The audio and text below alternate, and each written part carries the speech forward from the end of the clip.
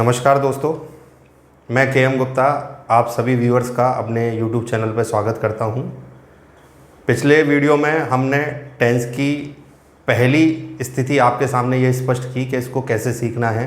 Tense को explain किया, उसकी डेफिनेशन के बारे में हमने चर्चा की, उसके डिफरेंट पार्ट्स के बारे में चर्चा की और कोशिश ये की कि आपके मन से उस डर को ख़त्म किया जाए जिससे आप बेहतर तरीके से टेंस को सीख सकें। और मुझे लगता है कि मैं उस अपने प्रयास में काफ़ी हद तक शायद सफल भी रहूँगा, ये आप खुद महसूस कर रहे होंगे। तो अब हम टेंस की शुरुआत करने जा रहे हैं अपने पहले पार्ट से, और वो है प्रेजेंट। और प्रेजेंट का पहला हिस्सा हम लेने जा रहे हैं प्रेजेंट इंडेफिनिट। देखिए, बहुत कुछ पढ़ना है आपको। मैंने पिछले वीडियो में भी आपसे कहा था कि मॉड्यूल लंबे चलेंगे और जो इनमें बहुत ही ज़्यादा अटेंटिव रहेगा, इनको बड़े ध्यान से सीखेगा, उसकी अंग्रेजी इतनी इम्प्रूव हो जाएगी जो उसने कभी सपने में भी उम्मीद नहीं की होगी। क्योंकि हम टेंस को बिल्कुल नए तरीके से आपके सामने एक्सप्लेन कर रहे हैं अपने हर वीडियो के अंदर। तो मैं प्रेजेंट इंडेफिनिट के बारे में कोई भी जानकारी आपके सामने शेयर करूं, उससे पहले मैं सबसे पहले ये आपको बताना चाहूँगा, आखिर हम किसी एग्ज़ाम में बैठे हैं तो हाउ कैन वी आइडेंटिफाई कि वास्तविक रूप से टेंस का क्वेश्चन है या इसे हम सॉल्व कैसे करेंगे। सबसे बड़ी चीज़ है, ये आपको बहुत कुछ सिखा देगी। सिर्फ एक ही एग्जाम्पल से ये चीज़ बहुत हद तक आपके मन में ये जो डर होता है या आशंका होती है उसको ख़त्म कर देगी। तो मेरा एक एग्जाम्पल मैंने बोर्ड पे लिखा हुआ है और वो एग्जाम्पल इस तरीके से है, जिसे आप ध्यान से देखें। C blank space go to college. अब जनरली मैं जब इसका आंसर मांगता हूँ किसी स्टूडेंट से, एक एग्जामिनर ने क्वेश्चन पूछा, ऊपर लिख दिया fill in the blank with the suitable form of the verb which is given in the bracket. Bracket में दी गई क्रिया के सही रूप से खाली स्थान भरी है। तो स्टूडेंट एक सुर से मुझे आंसर देते हैं गोज़ आना चाहिए। शायद आपका भी आंसर यही होगा। मान लीजिए हम यहाँ गोज़ दे देते हैं, तो मेरा ये क्वेश्चन बनता है कि हमने ये गोज़ आंसर क्यों दिया। तो बच्चा हमें ज़बरदस्ती प्रूव करता है कि साहब ये प्रेजेंट इंडेफिनिट है इसलिए हमने गोज़। तो मैं उससे ये पूछता हूँ कि भाई आपको कहाँ से पता लगा प्रेजेंट इंडेफिनिट है, यहाँ से, यहाँ से, यहाँ से या यहाँ से? कहीं से पता नहीं लगा कि ये प्रेजेंट इंडेफिनिट है। ये शब्द तो कुछ भी नहीं कह रहे कि ये प्रेजेंट इंडेफिनिट है। तब वो स्पीचलेस हो जाता है, वो प्रूव नहीं कर पाता है कि उसने इसे प्रेजेंट इंडेफिनिट क्यों बनाया। सीधी सी बात है, उसके मन ने कहा, उसने उत्तर दे दिया। अब मान लो किसी का मन नहीं माने और वो कहे साहब यहाँ तो मैं तो वेंट लगाऊंगा, तो हम उसे रोक नहीं सकते क्योंकि उसको भी अधिकार है अपनी बात कहने का। तीसरे आदमी ने कहा साहब आप वेंट लगा लो, मैं तो विल को लगाऊंगा। तो ये तो सिर्फ एक सूझ नज़ारा है, छोटा सा नज़ारा है 3 क्रियाओं का। आप चाहें तो जितनी क्रियाएँ आपकी अंग्रेजी में होती हैं टेंस को लेकर, वो सारी क्रियाएँ यहाँ इस्तेमाल कर सकते हैं। तो क्या एग्जामिनर हमसे इस तरीके के क्वेश्चन पूछते हैं? नहीं। एग्जामिनर कभी भी अगर आपको टेंस से आधारित क्वेश्चन पूछेगा तो ऐसे कभी नहीं पूछेगा, क्योंकि इस प्रश्न को अगर ऐसे पूछा गया तो आप इसमें कोई एक निश्चित आंसर दे ही नहीं सकते। क्यों नहीं दे सकते? क्योंकि यहाँ पे आपको एक संकेत की ज़रूरत है।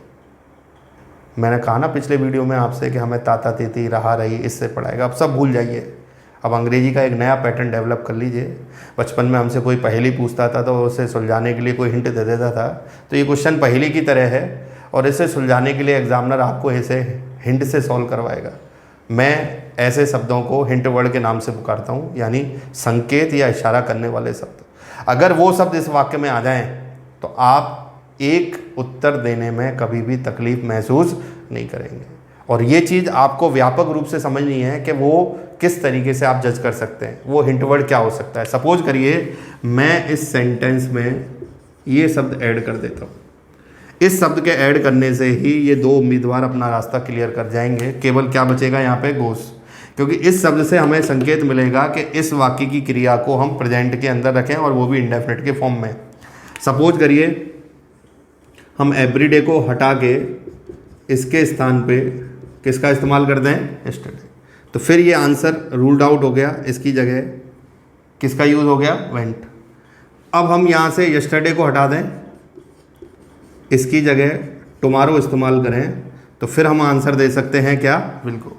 तो महत्वपूर्ण ये नहीं है कि हमारा आंसर क्या है, महत्वपूर्ण ये है कि वो आंसर हमने दिया कैसे? इनकी मदद से। ये वो लोग हैं जो हमें रास्ता दिखाते हैं, और अगर रास्ता दिखाने वाला अच्छा है तो हम गलत रास्ते पे कभी नहीं जाएंगे। तो आप इन शब्दों की आदत अपने दिमाग में डाल लीजिए कि प्रेजेंट, पास्ट या फ्यूचर के किसी भी हिस्से को पहचानने के लिए कहीं ना कहीं उसमें कोई एक हिंट मौजूद होती है। अगर आप उस हिंट को जानते हैं तो डेफिनेटली आप वाक्य के अंदर एक सही क्रिया का उपयोग कर सकते हैं। यही किसी कंपटीशन के एग्जामिनर की डिज़ायर होती है कि वो आपको चेक करे कि वो हिंट, वो संकेत आपको पहचानना आता है या नहीं आता है। तो आप एक चीज़ हमेशा याद रखिए, अनुमान लगा के उत्तर कभी ना दें। जैसा आप ये उत्तर दे रहे थे, जब तक वाक्य में कोई आपको ऐसा संकेत नज़र नहीं आए जिससे आपके मन को लगे कि ये क्रिया इधर जा रही है, तभी आप उस आंसर की ओर बढ़ें।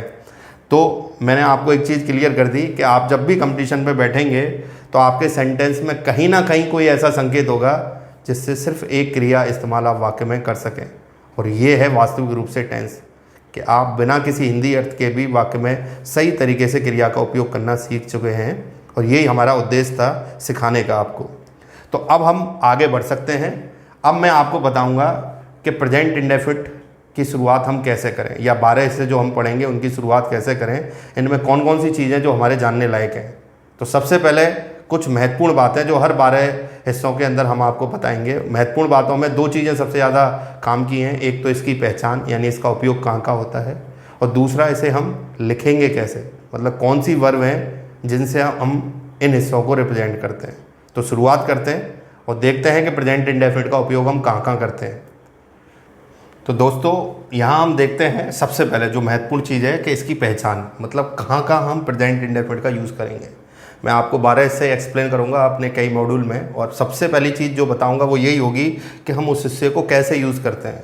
तो प्रेजेंट इंडेफिनिट एक बहुत ही महत्वपूर्ण हिस्सा है।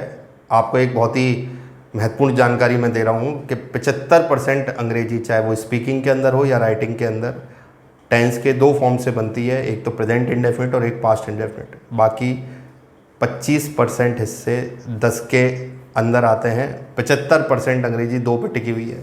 तो आप एक बहुत महत्वपूर्ण हिस्सा पढ़ने जा रहे हैं। प्रेजेंट इंडेफिनिट का इस्तेमाल कई सारी अवस्थाओं में होता है। सबसे पहले हम देखें, to show any habitual action, वर्तमान समय की किसी आदत को बताने के लिए हम इसकी क्रियाओं का इस्तेमाल करते हैं। अब ये आदत क्या होती है, जैसे अक्सर मैं सुबह जल्दी उठता हूँ, शाम को बैडमिंटन खेलता हूँ, कभी कभी मूवी देखता हूँ। तो ये हमारी वर्तमान समय की आदतें हैं। अगर इनको अंग्रेजी में लिखना है, बोलना है, हमेशा किसकी ज़रूरत पड़ेगी, प्रेजेंट इंडेफिनिट।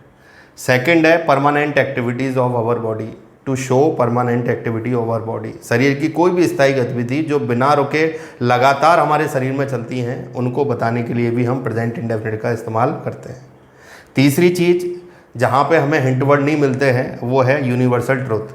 किसी भी प्रकार का कोई सार्वभौमिक सत्य, जिसमें कोई वैज्ञानिक कथन, कोई भूगोलिक कथन, कोई मैथमेटिक्स का कथन, कोई कहावत या मुहावरा, जैसे 2 और 2 मिलकर 4 बनाते हैं, पृथ्वी सूर्य के चारों ओर चक्कर लगाती है, पृथ्वी गुरुत्वाकर्षण के कारण वस्तुओं को आकर्षित करती है, नाच ना जाने आंगन टेढ़ा। इन चीज़ों को अगर अंग्रेजी में लिखना है तो ये सब यूनिवर्सल ट्रुथ के अंदर आएंगे, और इनका जो वाक्य बनेगा वो किसकी क्रियाओं से बनेगा, प्रेजेंट इंडेफिनिट। चौथी चीज़ है to show the headlines of any newspaper और एनी न्यूज़ चैनल।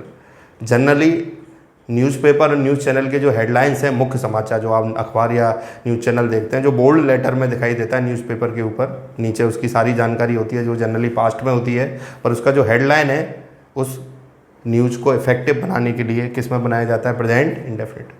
पाँचवीं चीज़ है वर्तमान समय में किसी व्यक्ति या वस्तु से अपना संबंध दिखाने के लिए। ये संबंध दिखाने के लिए भी हम किसकी क्रियाओं का इस्तेमाल करते हैं, प्रेजेंट इंडेफिनिट। तो ये 5 चीज़ें मैंने बताई। अगर इसके दायरे में कोई भी वाक्य आएगा तो आप निश्चित मान लीजिए वो वाक्य आपको हमेशा किससे बनाना पड़ेगा, प्रेजेंट इंडेफिनिट। अब अगले स्टेप पे हम ये जानने जा रहे हैं कि मान लीजिए ये वाक्य हमें बनाना है तो कौन कौन सी क्रियाएं हैं जिनका इस्तेमाल हमें इसके लिए करना होगा। तो वो मैं आपको दिखाता हूँ कि कौन सी क्रियाएं हम प्रेजेंट इंडेफिनिट में इस्तेमाल करते हैं। Let's see. तो यहाँ पे हम देखते हैं कि प्रेजेंट इंडेफिनिट को व्यक्त करने के लिए हम किन क्रियाओं का इस्तेमाल करते हैं। जैसा अभी थोड़ी देर पहले मैंने कहा कि 75% अंग्रेजी 2 हिस्सों से बनती है, प्रेजेंट इंडेफिनिट और पास्ट इंडेफिनिट। ये इसलिए भी महत्वपूर्ण है क्योंकि 12 में से 10 हिस्से ऐसे होते हैं जिनमें एक ही तरीके की क्रियाएं होती है, चाहे आप सिंपल सेंटेंस बनाओ, चाहे नेगेटिव बनाओ, चाहे इंटरोगेटिव बनाओ। पर प्रेजेंट इंडेफिनिट और पास्ट इंडेफिनिट में 2 तरीके की क्रियाएं, वर्ब्स हम काम में लेते हैं। 1 for simple sentence, only for simple sentence, और एक होती है नेगेटिव और इंटरोगेटिव के लिए। तो ये 3 ग्रुप हैं क्रियाओं के जो हमारे काम आते हैं प्रेजेंट इंडेफिनिट के अंदर वाक्य बनाने में। सबसे पहला ग्रुप है कि अगर मान लीजिए हमें कोई सिंपल सेंटेंस बनाना है प्रेजेंट इंडेफिनिट में फॉर सिंगुलर सब्जेक्ट, एक ऐसा सब्जेक्ट जो सिंगुलर है, तो हम मेन वर्ब की फर्स्ट फॉर्म में क्या जोड़ देंगे, एस या ईएस। देखिए, मैं हमारे व्यूअर्स से ये कहूँगा कि मैं कोई भी चीज़ ऐसे आपके सामने डिलीवर नहीं करूँगा कि आप बस उसे मान लें। आज मैं आपको ये बता रहा हूँ एस या ईएस। कल का जो अगला मेरा वीडियो होगा वो बहुत ही इंटरेस्टिंग वीडियो होगा, जिसमें हम मैजिक विद वर्ड्स की बात करेंगे। उसमें मैं आपको बाकायदा ये भी बता दूंगा कि कब क्रिया में एस लगता है या ईएस। किसी को अगर ये भी नहीं आता होगा ना, ज़िंदगी में नहीं सीखा है, तो वो गलती नहीं करेगा, क्योंकि हम कोई भी चीज़ आपके भरोसे नहीं छोड़ सकते कि आपको क्या आता है या क्या नहीं आता है। हम खुद से उसे डिलीवर करेंगे आपके आगे, जिससे आपके अंदर एक्यूरेसी आ जाए, एक एग्जैक्टनेस आ जाए। दूसरी क्रिया है, अगर कोई भी सिंपल सेंटेंस हमें बनाना है for plural subject present indefinite में, तो हम मेन वर्ब की कौन सी फॉर्म का इस्तेमाल करेंगे, फर्स्ट फॉर्म। तो ये दोनों क्रियाएं प्रेजेंट इंडेफिनिट में सिंपल सेंटेंस के लिए काम आती है, ये सिंगुलर सब्जेक्ट के साथ और ये प्लूरल। लेट अस सपोज कि हमें नेगेटिव सेंटेंस या इंटरोगेटिव सेंटेंस बनाना है, तो हम दो तरीके की क्रियाएं इस्तेमाल करते हैं। एक, मान लीजिए अगर सब्जेक्ट सिंगुलर है तो डच का इस्तेमाल करते हैं हेल्पिंग वर्ब के रूप में और मेन वर्ब की फर्स्ट फॉर्म लगा देते हैं। और अगर आपका सब्जेक्ट प्लूरल है तो फिर हम डू का उपयोग करते हैं और डू के साथ हम मेन वर्ब की फर्स्ट फॉर्म का उपयोग कर देते हैं। तो इस तरीके से हमने देखा कि तीन क्रियाओं का उपयोग हम यहाँ पे कर रहे हैं। ये सिंगुलर सब्जेक्ट के लिए सिंपल सेंटेंस में, ये प्लूरल सब्जेक्ट के लिए, ये किसी नेगेटिव या इंटरोगेटिव में हेल्पिंग वर्ब के साथ किसका यूज़ किया जाता है, मेन। एक जनरली गलती ये कई स्टूडेंट करते हैं लिखने में या बोलने में कि डज और डू का इस्तेमाल करते समय फर्स्ट फॉर्म में एस या ईएस जोड़ देते हैं। तो ये गलतियों को आप सुधारिए। जो वर्ब्स आपको दिखाई गई हैं वो वर्ब्स इसी रूप में आपको काम में लेनी है जब कोई भी आपको प्रेजेंट इंडेफिनिट में वाक्य बनाना है।